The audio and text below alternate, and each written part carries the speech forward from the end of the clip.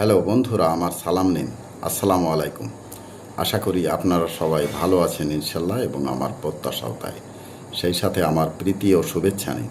আজ এ পর্যায়ে যে বিষয়ে কথা বলবো তা হচ্ছে, হিংস্র পশুকে আমরা চিনতে পারি তার নখ আর ভয়ঙ্কর দাঁত দেখে। আর মানুষকে চেনা বড়ই কঠিন কাজ, কেননা কোনো কোনো মানুষের পৈশাচিকতা লুকিয়ে থাকে তারই মিষ্টি হাসি ও অযাচিত ভদ্রতার আড়ালে। মনে রাখবেন, হিংস্র পশুকে চেনা যায় তার নখ ও দাঁত দেখে, কিন্তু মানুষের পৈশাচিকতা লুকিয়ে থাকে তার মিষ্টি হাসির আড়ালে। এ পর্যায়ে এখানেই রাখছি। ততক্ষণ পর্যন্ত সবাই ভালো থাকুন, সুস্থ থাকুন এবং নিরাপদে থাকুন।